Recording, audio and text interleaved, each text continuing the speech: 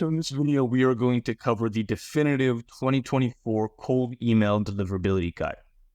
So in 2023, cold email was more accessible than ever. So many new players came in, and it was really, really simple. And as a result, in the end of Q4, Google, Microsoft, and all ESPs started cracking down on cold email extremely hard.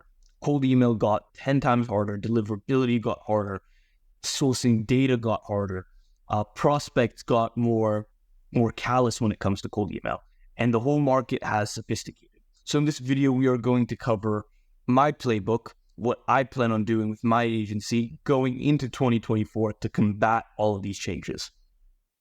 Now, first off, real quick, why you should listen to me. My name is Aiden. In 2023 alone, I sent over 1 million cold emails, booked over 1,000 calls for my clients, and added over $10 million in pipeline value. So, really quick overview. In 2024, deliverability is going to be more important than ever. This is going to be the aspect that's going to separate the people who are successful with cold email and the people who fail. So, like I mentioned, 2023 cold email got easier than ever. In fact, it got too easy. Tools such as instantly.ai made it significantly cheaper to send cold email. Before, you had to pay for every email seat that you added to your sending tool. With tools like Instantly, you could just add unlimited emails and send as many emails as you wanted. The data became 10 times cheaper, right? There's all of these data sources and hacks to be able to essentially export data for a tenth of the cost. And people were buying hundreds and hundreds of inboxes for under $1, right? Using tools like Zoho and these automated cold email tools, which basically allowed you to automatically create hundreds of inbox for less than $1. And ESPs were just more relaxed. People weren't sending that many cold emails, and ESPs were just very relaxed when it came to deliverability. So this ease of use made it so that high-value prospects started to get spammed in 2023, right? Your ideal customers, your C-levels, your C-suite executives, your founders, your CEOs, these high-value prospects at the companies that you want to reach out to, they just got absolutely slammed. They were getting 10, 20, 30 unsolicited emails per day, and they just got so sick of it and so callous, and they started complaining, and Google and Microsoft have all taken notice. Now, as a result, all ESPs have started cracking down on cold email senders. Like this email right here is an email that Outreach.io, one of the leading sales engagement platforms, sent to all of their users. Basically, in November of 2023, Google sent out a very sort of shocking notice to basically everybody, saying that if you are a bulk sender and you have a spam complaint rate of above 0.3%, Google is basically going to block your entire organization, right? All messages coming from your organization will just get blocked, which is crazy because it's almost unavoidable to get below 0.3 spam complaint rate. And this is basically a clear stance that Google is taking against unsolicited outbound messaging. So they're putting a clear message that they want this to be 10 times harder, right? And if all other ESPs want to stay competitive in the market, they will have to adopt similar policies. Now, personally, even though we at our agency are more cautious than 99% of the market, we've still noticed a significant dip in our reply rates, right? We're using the right systems, the right copy, the right mechanisms, and we've noticed a significant dip in our reply rates. So it just speaks to what the rest of the market's going to be experiencing. Now, before I get into what to do and what not to do, I want to clarify that this isn't the end of the world, right? In fact, in my personal opinion, this is a good thing, right? The harder cold outreach is, the better, right? In 2023, prospects became more abrasive, right? they got so much meaner when getting cold emails because they were literally getting spammed like 20 times a day with unsolicited cold emails, right? And they just got sick of it. They would tell you to F off. They would tell you they're going to report you to the SEC. They're going to say they're going to sue you, like all of this crazy stuff over a cold email. They became so much more abrasive, right? Competition was higher than ever. All these high-value prospects were just getting spammed. They just became unresponsive. And this is just because there's a vast amount of volume and competition out there. So when cold outreach, when cold email becomes more difficult, there inherently is less competition. When it's harder to get good deliverability, there's going to be significantly less competition.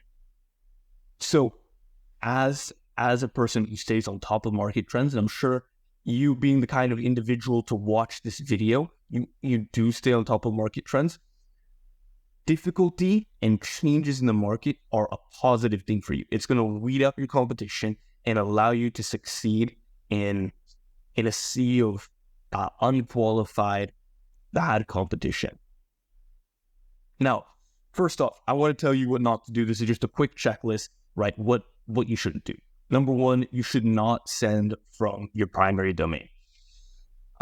Especially with these new regulations, if you start getting a high spam complaint rate, it could harm the deliverability of all other emails in your sending domain, right? So if you're sending a bunch of cold emails from your primary domain and you start to get a high abuse, a high spam complaint rate, your business emails, the emails that you use for yourself, the emails that you use to communicate with clients, the emails that you use to send updates, and those are going to start to have their deliverability harmed, which is something you absolutely cannot afford. So do not send from your primary domain. Do not buy emails from cheap providers such as Zoho or any of these automated cold email tools. In fact, Zoho has started to completely ban cold emails on their platform, and all of the other ESPs are starting to take note of these cheap automated cold email tools, and they've spanned them on the spot. Do not use an outdated enterprise sequencer. These work for the old way of cold emailing. They do not work for the new way of cold emailing. Do not warm up your emails. So warm up your emails, basically. Do not send an excessive amount of cold emails per day. And when I say an excessive amount of cold emails per day, I mean on a per email basis. You can send a lot, but you need to spread out sending, and I'm going to cover that a bit later. Do not forget to clean and verify your list. Do not send the same exact email thousands of times, and do not send spammy emails with hard CTAs. Now, I'm basically going to cover the flip side, exactly what to do, and then our game plan, the exact numbers, providers, tools that we're using. So that's going to come up right now. First off, though, I want to cover the fundamentals, right? So what you need to do when sending cold emails, adopt a horizontally scaling infrastructure. Like I mentioned earlier, you cannot send from your primary domain. You must send from a horizontally scaling infrastructure. So what that means is essentially buying a bunch of secondary domains and a bunch of emails on the secondary domains. So let's say your primary domain is outspark.com.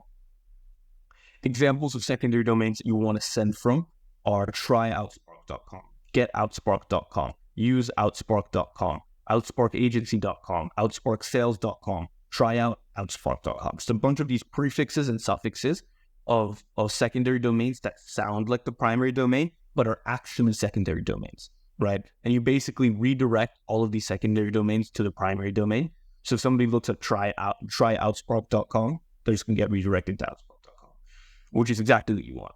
And the reason why you do this is to basically spread the sending out, right? The more the sending is spread out, the less damage can be caused to your infrastructure, right? This is essentially the mentality that you want to adopt into cold email. You want to spread everything out as much as possible. You want as much variance as possible, because that's going to make it so that if one part of your infrastructure gets taken down, the rest is intact. Whereas if everything's centralized, everything's compact, it's way easier to identify you as the person doing all of this, right? As the person doing thousands and spamming. If your infrastructure is consolidated, people are going to notice that, and you will get punished for it. So again, adopt a horizontally scaling infrastructure, have numerous secondary domains. On each secondary domain, have numerous emails. So regarding the exact number that you want to use on this top level infrastructure and exactly how you want to do it. So first off, in terms of buying domain names, only buy domain names from high quality providers. Do not use Namecheap. Do not use any of these providers that sell you domains for really cheap. This game, what you need to understand, is a pay to play game. When you use cheap things, everybody else uses cheap things, and the ESPs know this, they recognize it, and they add you to blacklists. For instance, with Namecheap, if you buy domains from Namecheap, they'll just automatically add you to blacklists. So use high quality domain providers. Use GoDaddy, use Cloudflare, use Porkbun. I personally use GoDaddy. We buy everything on GoDaddy. Second, only use Microsoft for emails. Don't use Google. Google in the past 2 months cracked down really hard on cold email. Right now, we're actually working on transitioning 450 email accounts from Google to Microsoft. So use Microsoft as the best one. It's $7.20 an email. Don't purchase from a reseller. Buy them yourself. Don't use an automated cold email tool. Don't use Zoho. Zoho ban cold email. You need to understand that this is the most important part of your outbound infrastructure, and this is not something you can afford to cheap out on. Okay. You're going to buy numerous different domains. When you want to scale your cold emails, you just buy more domains. On each domain, you're going to put 1 email per domain. This is just for safety reasons. You can put 2. I'm personally, moving forward, going to take it very safe and only putting 1 email per domain. Another person, Nick Abraham, what he does, he's a very big player in the space. He buys 2 emails per domain, and then he rotates every month. So he'll send 1 day. He'll send 1 month on 1 email, then he'll turn that email off and send the second email for the next month, and just rotate every month. And last thing, we're going to be putting 15 domains on each admin panel. When we want to get more domains and more emails, we just buy another admin panel, and we'll put another 15, another 15, another 15. Also, isolating domains per client. If you're an agency, you need to isolate domains for each client. You don't want your clients intermixing. And then using your client's address and your client's information when you hide those admin panels. If you want to know a little bit more about why we use this top level structure, why we do this, horizontal scaling, I have a video that goes exactly in depth on exactly why we do it a little bit more in depth on this. Watch that video. On each domain, you're going to want to install 3 DNS records. These are optional records, but they're not really optional. You're going to install DMARC, DKIM, SPF. There's also additional records such as MX that you have to install to make sure that the emails connect to your domains. But yeah, install all of the DNS records. Make sure these are all there. They are extremely important for email deliverability. Next, Warmup. I'm not going to go too much in depth into what Warmup is and why to do it. This is a video on exactly what it is, why to do it.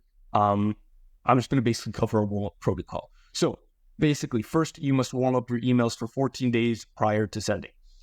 You're going to start at 5 emails per day, ramp it up by 3 to 5 every single day until you hit 50 emails. And you're going to continue sending 50 emails per day, 50 warm-up emails per day, until you reach the 14th day. Once you've reached 14 days of warming up, you're going to drop the number of warm-ups you send to 20 to 30. You're going to want to vary this every day to essentially maximize variance, because like I said, variance is the number one thing you want to maximize for. And you're going to set the reply rate to 80% during weekdays, and then you're going to rotate it to 40% on weekends. The 80% is basically to compensate for the cold emails that you're going to be sending, right? When you're sending a bunch of cold emails, your total reply rate is going to drop. So having that 80% is going to make up for it. And then you drop it to 40% during the weekend. So your global reply rate is more standard, unified, and at a more healthy level. Again, this video down below will explain what warm-up is and why you need to be warming. This is a necessity. In terms of sending stats, globally on each email, you want to be sending 50 emails total per day, right? So about 25 cold emails, 25 warm-up emails. Like I mentioned with warm-up emails, you're just going to basically vary that between 20 and 50. So in reality, we send between 45 and 55 total emails per day. If you want to do more, like I mentioned, buy more domains, buy more emails, buy more admin panels. In terms of cold email sending, put a 15-minute delay between each email. This is a minimum time delay. It increases. It increases based on your cold email tool. And then also vary the starting and ending time that you start sending emails. My friend Ayub has a document on how to change the starting and ending time. So I'll leave that link in the description as well. Next, for your sending tool, like I mentioned, don't use Enterprise Sequencer. They are outdated and they don't work for this new way of cold email that I'm teaching in this video. Yes, they're cool. Yes, they're expensive. Yes, they're flashy. Again, no, they don't support this new way of cold emailing. The best tool out in the market right now is smartlead.ai. They have all of the functionality. They have warm-ups. They have rotating domains. They have rotating inboxes. They have everything you need to do. They have a really, really good API. They have a really good master inbox. Use Smartlead AI. This is what we use for all of our clients best. Next, data. Scrape emails from up-to-date sources such as apollo.io. So don't use these cheap data sources because people switch job roles all the time, right? And you need up-to-date data. You don't want to send to old data or irrelevant people. It's going to harm your reply rate. And also don't use ZoomInfo. ZoomInfo basically has the same data quality as Apollo, but they'll lock you into annual contracts, way more expensive, and really broad intent signals don't work. You can create some sort of like custom intent signals, like, is somebody looking for an SDR? Like that's a genuine intent signal. But the intent signals that are in these tools, like, they don't actually work. Also, once you export data from your data source, such as Apollo, you must verify it in real time, right? People change job roles every 2 to 3. People like the data, not people change jobs, but the data basically goes bad every 2 to 3 months. So again, you need to verify emails in real time before you use them. So the best way to do that is to use a tool called Million Verifier. That's basically a basic SMTP verifier. I'll go more in depth on how this works, why this works in another video. But yeah, you're basically going to want to use a basic SMTP verifier like Million Verifier. And it's going to give you valid emails, invalid emails, and then catch-all emails. You're going to use a tool called scrubby.io for the catch-alls. Those are going to basically send a manual email and check whether those catch-all emails are valid or not. I'm also testing another tool called Verify Magically, which basically does what Million Verifier and Scrubby does in one shot. Lastly, you're going to want to clean the company names using ChatGPT. The company names from data sources such as Apollo basically pull from LinkedIn. And sometimes, for example, it says Outspark LLC or Outspark, the outbound company. And if you email somebody and say, hey, I saw you work at Outspark LLC, like they know that's an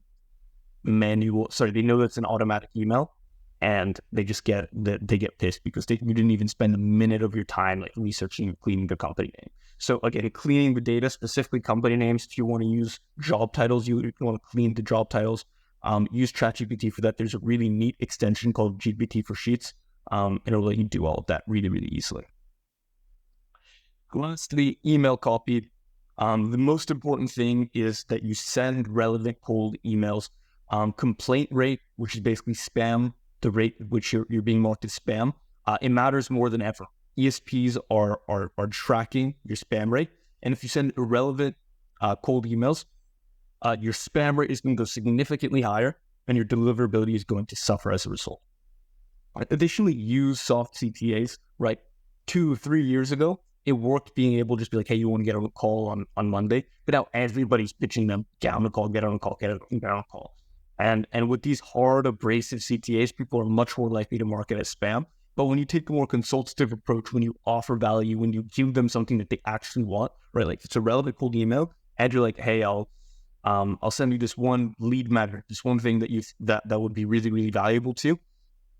You're much less likely to get marked as spam, and people are much more likely to respond positively. Also, all emails, they must be sent in plain text. No open rate tracking, no click-through tracking, no links, no images. You can't use any of these. make sure that it's all in plain text, right? Open rate tracking, it's not a relevant metric, and it also puts a little pixel at the bottom that hurts your deliverability. Same with click-throughs to link. Make sure you're only sending plain text. Also, you must have a clear opt-out mechanism, right? If you don't have a clear opt-out mechanism, first off, you are at risk for legal troubles. And also, when people don't have a clear opt-out mechanism, they'll just go in their Gmail or Outlook and they'll just mark you as spam because they don't want to hear from you anymore, and they have no clear way to opt out. So by having an opt-out, not only do you prevent them from not marking you as spam, rather opting out your way, which is either your link or your mechanism. It also, prevents your complaint rate from getting too high, which is a really important metric now. What I suggest doing is actually using a text-based unsubscribe. Not only does it minimize the use of the link, but it also artificially increases your reply rate. Something like, if you don't want to hear from me anymore, say no thank you, and I'll make sure you're not contacted again. So having that text-based unsubscribe is really important. It decreases the link, increases your natural reply rate.